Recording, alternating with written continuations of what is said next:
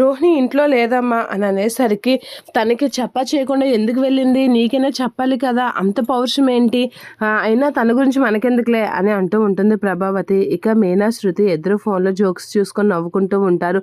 అలా చాలా దినగా గట్టిగా నవ్వేసరికి అది చూసి మనోజ్ ప్రభావతి అయితే ఇరిటేట్ అవుతూ ఉంటారు. ఇక ప్రభావతి అయితే వాళ్ళిద్దరి దగ్గరికి వస్తూ ఉంటుంది.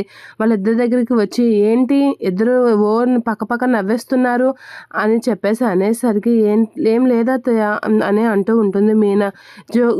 జోక్ చేసుకున్న కామెడీ చూసుకున్న నవ్వకూడదా అత్తయ్య అని చెప్పేసి అంటూ ఉంటుంది శృతి. ఏంటి ఇంట్లో కామెడీ జరిగినంత సిచ్యువేషన్స్ ఉన్నాయా మీరు నవ్వడానికి అని అనేసరికి ఇంట్లో కామెడీ జరిగినంత సిచ్యువేషన్స్ లేకపోయినా కామెడీ ఉన్నప్పుడు నవ్వాలి కదా అత్తయ్య అని చెప్పేసి అంటూ ఉంటుంది. అందులో తప్పేం లేదే అని అనేసరికి మీకు అసలు ఇది లేదా, ఇంట్లో ఇంత పెద్ద గొడవ జరిగింది, మీ తోటికోడలు చేయకుండా బయటికి వెళ్ళిపోయింది, అయినా సరే మీకు భయం బాధ్యత ఏం లేవా అని చెప్పేసి అనేసరికి మాకెందుకుంటాయి, మీరు తిట్టారు, ఆవిడ పడింది వెళ్ళిపోయింది, దాంట్లో మాదేం తప్పు ఉంది అని శృతి అంటూ ఉంటుంది.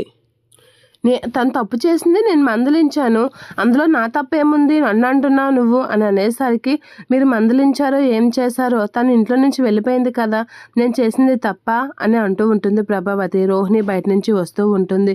ఏం తప్ప ఒప్ప మమ్మల్ని అడుగుతున్నారేంటి, తన్నే అడగండి అని అనేసరికి తను ఉంటేనే కదా అడగడానికి, తను లేదు అని అనేసరికి వచ్చింది చూడండి అని అంటూ ఉంటుంది.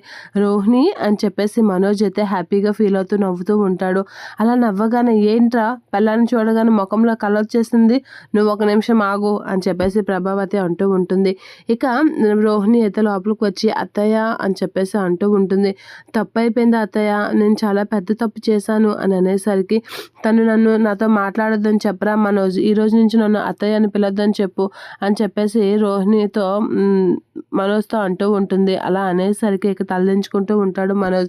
ఇక రోహిణి అయితే తన గదికి వెళ్తూ ఉంటుంది.